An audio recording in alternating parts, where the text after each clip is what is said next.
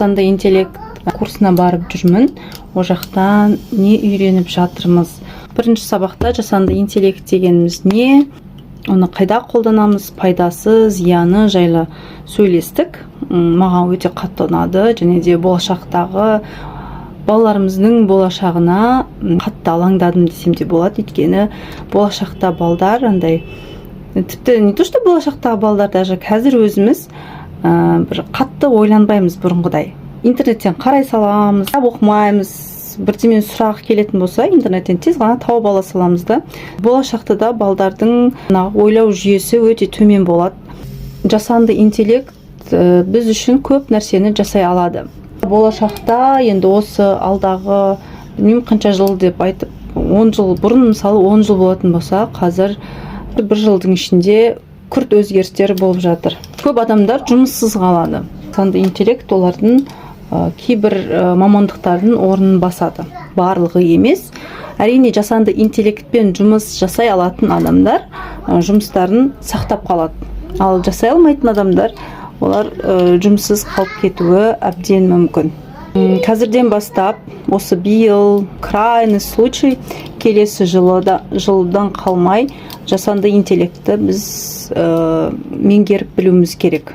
Жұмыс істей алатын адамдардың барлығына жасанды интеллектті меңгеру керек. Ал болашақта балдардың барлығы олар мектеп жасынан бастап жасанды интеллектпен танысып білет, оларға таңғажайып нәрсе болмайды. Өзіміз жасанды интеллектті жақсы меңгере білетін болсақ, балаларымызға да оның зияны мен пайдасын айта отырып, немесе қадағалай отырып, оларды дұрыс бағытқа жұмсай білеміз. Шын өмірден алынған видеомен, одан кейін жасанды интеллектпен жасалынған видеоның айырмасын табу өте қиын болып қалды. Жасанды интеллекттің зияны ол сол мошенничество, одан кейін жаңағы көп қолдану, ол адамды ойланбауға, соған алып келіп жатыр. Ал оның пайдасы біз жұмысқа қолдану арқылы біз жұмысымызды жеңілдетеміз. Және де мошенниктерге алданып қалмас үшін отбасыларыңызбен ешкім білмейтін сондай бір парольді өздеріңіз ғана, өздеріңіздің араларыңызда ғана білетін парольді ойластырып табуларыңыз керек.